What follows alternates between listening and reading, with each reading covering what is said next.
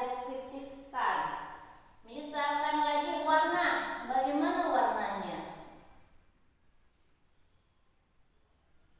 Bagaimana kondisi fisiknya?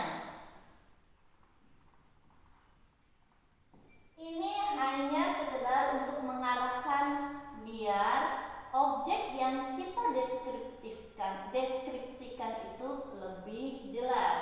Nah, gimana dengan generic structure-nya? Di dalam descriptive text itu kita juga harus tahu tentang generic structure. Generic structure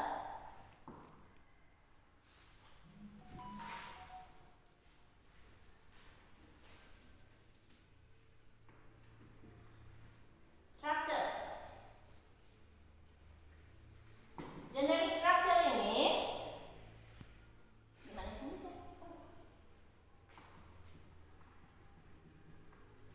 Structure.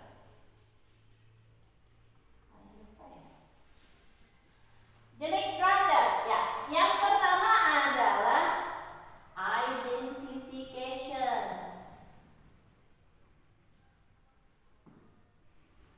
Apa yang harus kita isi di dalam identification ini? Yaitu tentang pengenalan, pendahuluan.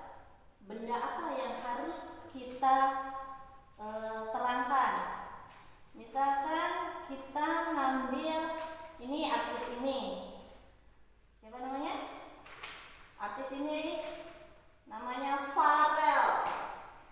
Pharrell siapa? Artis dalam pameran itu. Nah, sifatnya dia seperti apa? Kita jelaskan. Ini dia namanya Pharrell. Sifatnya bagaimana kondisi dianya? Nah, pengenalan. Yang kedua adalah tentang description-nya.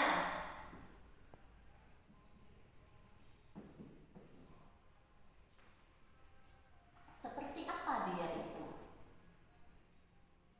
Kebiasaannya dan aktivitasnya. Itu yang dinamakan dengan descriptive text. Nah, sekarang yang harus diperhatikan lagi di dalam descriptive text adalah kata-kata yang digunakan. Biasanya